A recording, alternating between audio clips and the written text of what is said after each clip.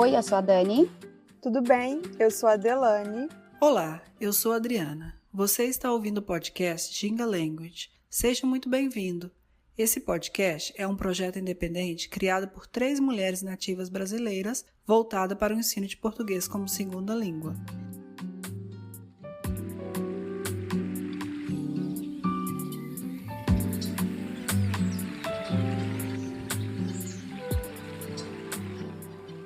No episódio de hoje, uma escritora de livros infantis. E a convidada do dia é a Luciana Gomide. Ela é brasileira e atualmente mora no Canadá. Luciana é formada em Letras e Pedagogia e atua como professora e escritora. Seja muito bem-vinda, Luciana Gomide.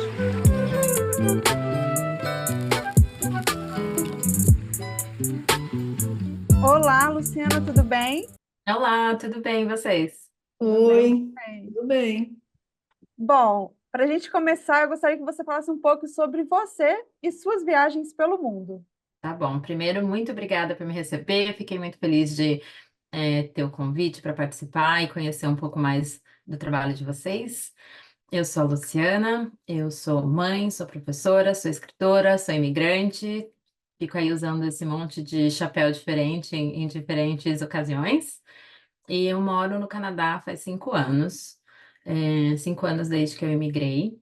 Mas antes de morar no Canadá, eu tive a oportunidade de fazer algumas viagens e explorar aí o mundo, porque eu sou professora, então eu sempre tive aquele calendário escolar que me permitia fazer umas viagenzinhas mais longas, até que eu e meu marido, a gente se cansou de São Paulo e resolvemos vender tudo e compramos uma passagem só de ida para a China e fomos.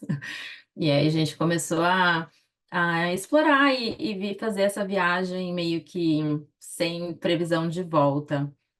Na época, nós dois já tínhamos um trabalho remoto. Eu trabalho com editoras há mais de 10 anos e meu marido é programador, então ele também sempre teve a oportunidade de trabalhar remotamente.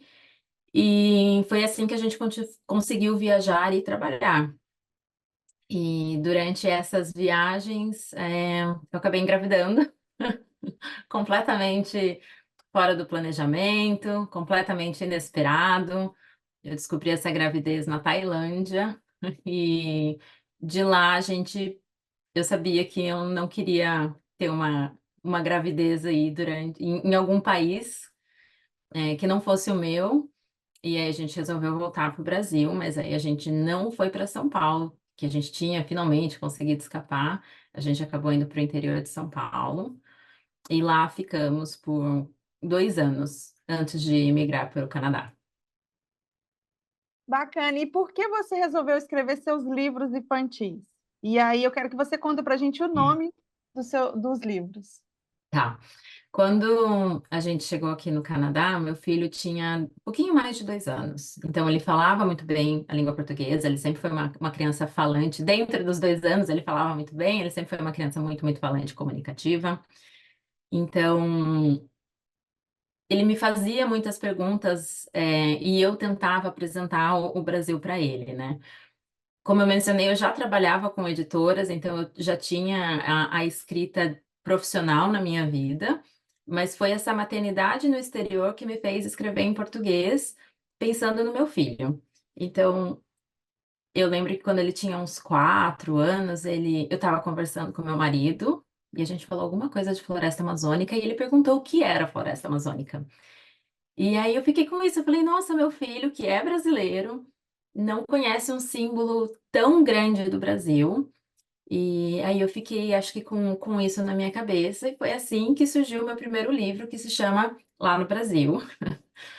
Eu acho que tem esse primeiro livro, ele tem muito dessa brincadeira que eu converso com ele, que é porque lá no Brasil a gente come arroz e feijão, porque lá no Brasil eu brincava disso.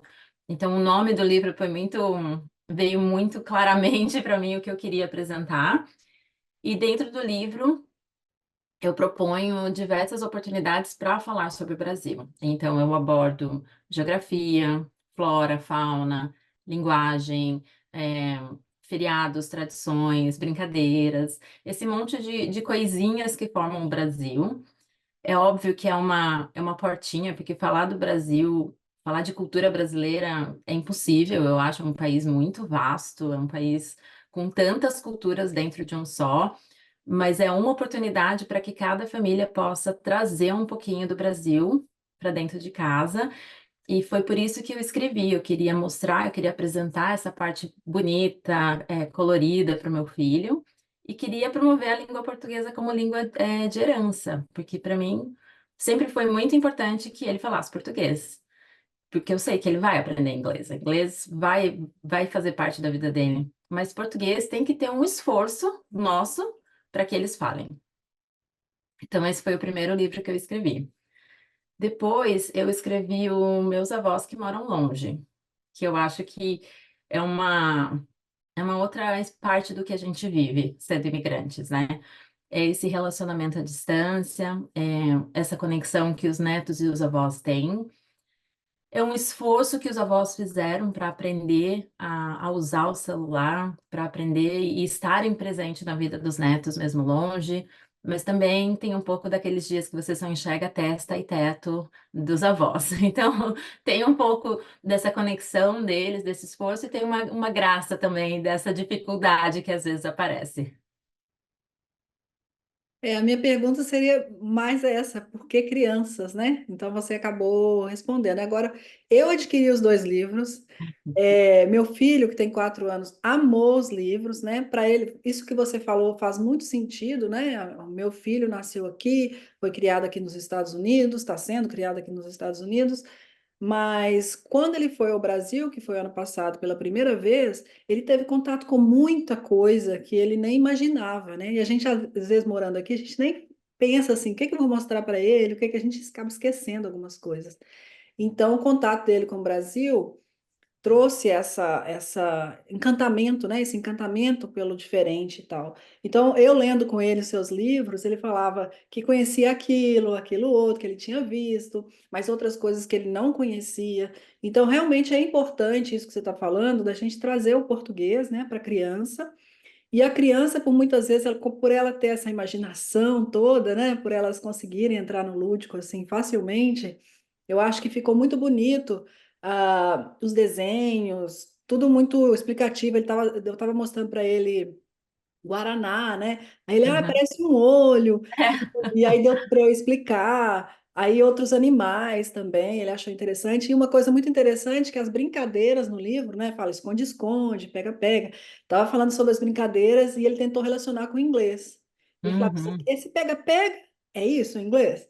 Isso aqui é aquilo. Então a gente conseguiu fazer uma conexão legal que o livro trouxe para a gente. Então eu achei muito interessante e é isso que a gente, como mãe, morando no exterior, brasileiras, que a gente tenta trazer, né?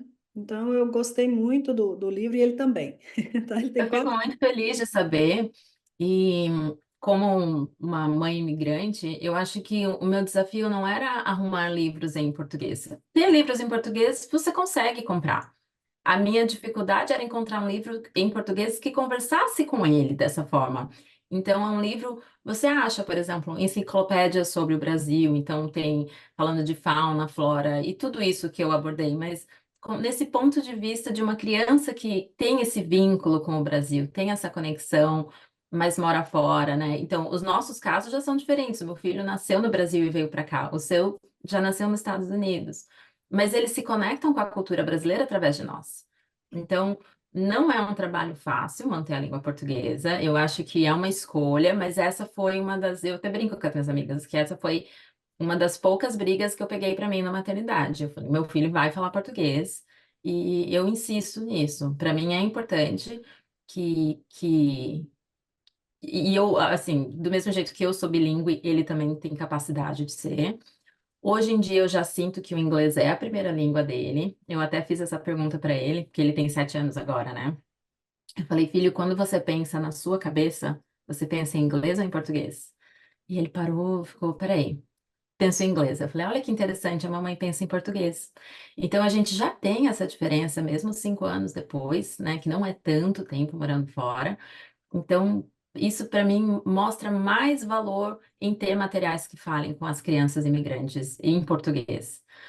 Eu acabei fazendo a versão em inglês do Meus Avós, My Faraway Grandparents. Ela ficou pronta, inclusive, na semana passada, porque foi um pedido de muitas famílias, em que um dos adultos não fala português, e que gostaria também de incluir esse adulto na conversa, né? E também por ser um tema mais universal, né? Esse relacionamento de avós à distância não é uma exclusividade de nós imigrantes, né? Tem avós que moram em outra cidade, moram em outro estado e não necessariamente em outro país.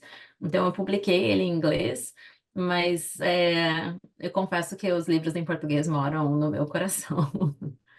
E você falando dessa questão do português e o seu livro dos avós, por isso também é importante manter o português, né, para eles conseguirem ter essa ponte assim entre os pais, os seus pais, no caso, os avós, é muito importante. Senão a gente Com tira isso certeza. deles, né? Que não é. Com certeza, e eu vejo, eu acabo vendo isso em algumas famílias, em que a conexão, a comunicação entre netos e avós, ela não é de forma direta, tem que ter sempre um adulto ali fazendo essa tradução, ajudando, é, e é uma pena. Assim, eu acho que seria muito mais legal para os dois se conectarem. Eu vejo o relacionamento do meu filho com os avós. E os avós falam: Olha, eu não entendi. Porque ele mistura, né? Ele coloca umas palavras em inglês ali no meio e eles falam: Eu não entendi. Tenta falar de outro jeito. E ele tenta, ele se esforça. E tem vezes que ele consegue, tem vezes que não vai. Mas tá tudo bem, ele tá fazendo o melhor e tentando se comunicar em português. E os livros, né? Eles dão esse apoio para as crianças, com certeza. E minha outra pergunta seria se você passaria para o inglês, mas você acabou mostrando para a gente que sim. Sim, sim, eu fiz esse porque eu achei essa história dos avós mais fácil de ir para o inglês primeiro, por ser uma coisa mais universal. E eu já recebi muitos pedidos para que lá no Brasil também tenha uma versão em inglês. Eu confesso que eu já comecei a trabalhar nisso. Eu deixei de lado, primeiro, porque não é uma prioridade para mim no momento. Segundo, que tem um desafio, porque você conheceu o livro, né, Adriana? Então você sabe que ele é em rimas. Então fazer uma história em rimas, em português, e ela tem que ser feita em cima das ilustrações que já existem. Então, tem esse desafio de encaixar tudo. E como não é muito minha prioridade, ele está meio deixado de lado no momento, mas eu acho que até o final desse ano eu também vou publicá-lo em inglês, por conta dessas famílias que pedem. E eu acho que é muito comum nos Estados Unidos ter esse dia multicultural na escola, que a família vai, monta uma mesa, põe umas coisas para comer, né? Aqui não acontece com tanta frequência, não conheço pelo menos. E aí, sempre quando chega nessa época, as famílias me mandam mensagem perguntando se tem um livro em inglês, porque elas gostariam de apresentar o Brasil para famílias que não são necessariamente brasileiras, né? Então, fiquei com isso na cabeça e acho que até o final do ano ele sai. Voltamos após um breve intervalo. We'll be back after a short break. If you like our work, please consider supporting us at Venmo at Jinga 2022. You can follow us on Instagram, Facebook, and Twitter at Jinga Language. We also offer free Brazilian Portuguese classes on meetup.com. And if you're interested in having classes with us, or if you have any comments or questions, please contact us at jinga.language@gmail.com. Thank you for listening. Luciana, conta pra gente como que você fez sua publicação. Tá bom. Como eu disse, eu já trabalhei com editoras, então eu conheço muito do processo editorial, é, do que precisa ser feito para que um livro chegue no mundo. Então eu resolvi publicar meu livro de forma independente. Eu criei essa história, eu comprei as ilustrações, eu comprei os direitos autorais dessas ilustrações, para que eu pudesse publicá-lo, livremente, quantas cópias eu quiser, porque quando você está com uma editora, você acaba ficando muito refém, entre aspas, né, da decisão da editora, do número de publicação, da onde ele vai ser vendido, de como ele vai ser comercializado. E eu sei onde estão as pessoas que me leem, elas estão espalhadas pelo mundo, em grupos de mães pelo mundo. Então, para mim, fez mais sentido eu fazer a autopublicação, e eu comercializo os livros da minha casa. Eu tenho estoque, sou eu quem preparo, que respondo mensagens, que vou ao correio, que mando livro. Todo mundo recebe o livro com um bilhetinho meu. Eu mando para todo mundo sempre um recadinho. Então, eu, de forma independente, em que eu também, de novo, estou lá usando um monte de chapéu diferente dessa minha empresa. E você tem planos de escrever um terceiro livro infantil? Eu acho que planos a gente sempre tem. Eu tenho até uma história pronta que também eu não mexi por falta de tempo, mas que ela me veio em inglês. Não foi uma história que eu escrevi em português, escrevi em inglês, mas ela tá lá. Eu tenho pensado muito nisso, de como a gente tem consumido e produzido com uma velocidade excessiva às vezes, né? Então, embora eu queira e eu tenha vontade de produzir, eu também tenho me forçado a curtir o momento, sabe? Então, no momento, eu tô com 3 livros e eu acho bastante, eu tô muito feliz, mas a minha cabeça fica indo, né? E será quando é que vai vir o próximo? Mas não, deixa eu aproveitar esse, estou aproveitando esse. Eu acho que o próximo mesmo vai ser o lá no Brasil, em inglês. Vai ser o meu foco, e depois eu começo a olhar para outros cantos. Então, como você falou, para a gente encontrar seus livros, né? Tem seu site, né? Que a gente vai deixar na descrição. Diretamente com você, né? Diretamente com a autora. Isso, eu estou sempre respondendo mensagem no meu Instagram ou no meu site. Eu envio para qualquer canto do mundo. Então, quando você coloca no carrinho, no site, preencher o seu país, ele automaticamente vai calcular o frete e eu envio para todos os lugares. Ótimo. Já que a gente está falando sobre o Brasil também, a gente tem um quadro, no Instagram que a gente pergunta os estrangeiros que já foram ao Brasil ou os brasileiros que moram fora, do que eles sentem saudade no Brasil. Então, você pode falar o que que você sente saudade, ou se o seu filho mencionou alguma saudade. Olha, agora que começou a primavera e não para de chover, eu vou falar que eu tô com saudade do sol, que aqui não parou ainda de chover. É, eu acho que tem uma saudade de clima, de verdade. É, a gente se acostuma, como tudo na vida, mas ao mesmo tempo eu acho que eu nunca passei a valorizar tanto os dias de sol como desde que eu me mudei para o Canadá. Então, eu valorizo demais. Eu tenho muita saudade das pessoas que estão por lá, de família, de amigos.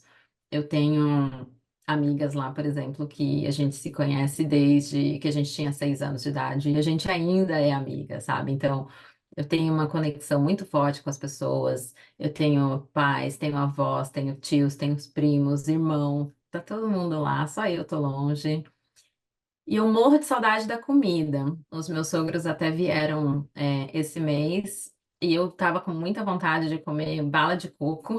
Então, eles trouxeram a minha grande saudade desse mês, era aquela bala de coco, molinha de geladeira, sabem qual é?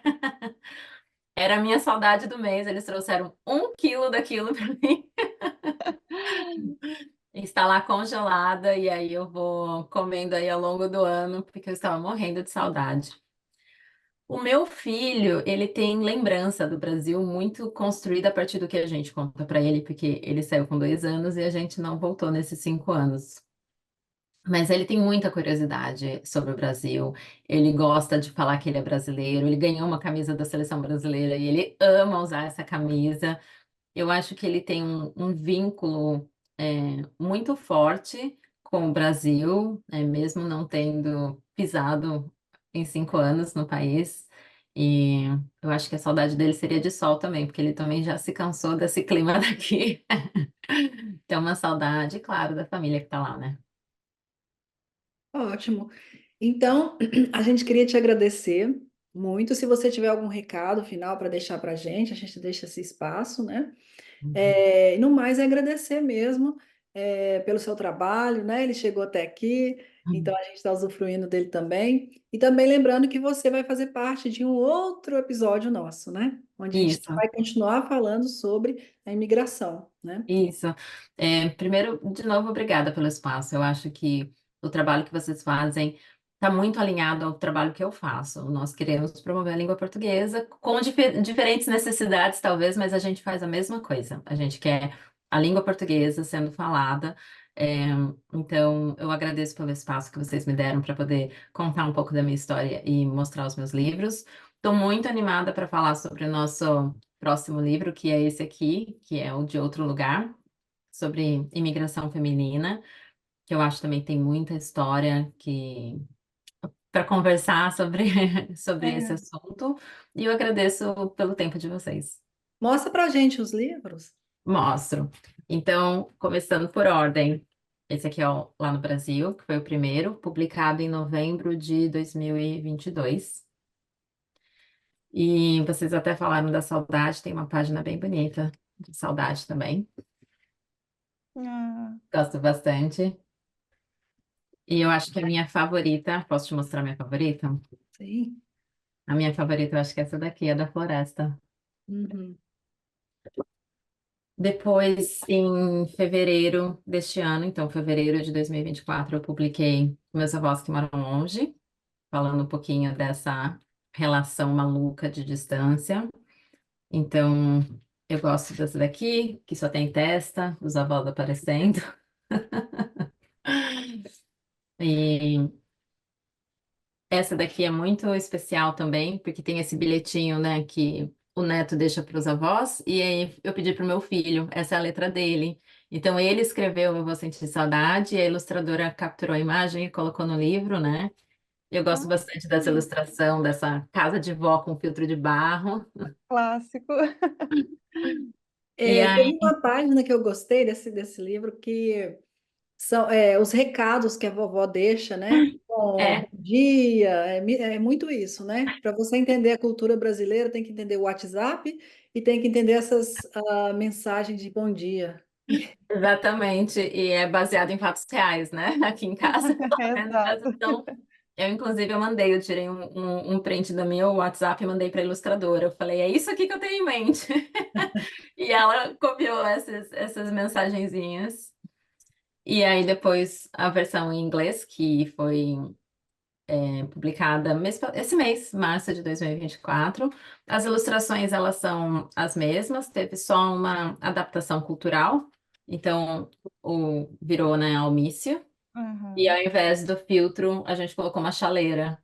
Porque o filtro de barro, né, não acho que não conversa com um não falante da língua portuguesa. Verdade. Uhum. Bom, Luciana, a gente agradece mais uma vez sua participação. Vamos deixar na descrição os links do site, do Instagram da Luciana, para vocês entrarem em contato com ela. Muito obrigada, viu? Obrigada a vocês. Até mais. Tchau, tchau. Tchau.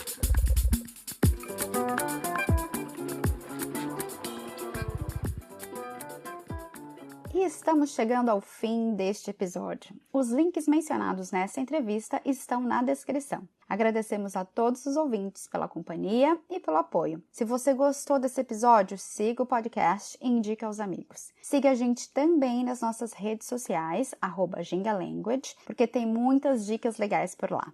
Até mais, gente! Tchau!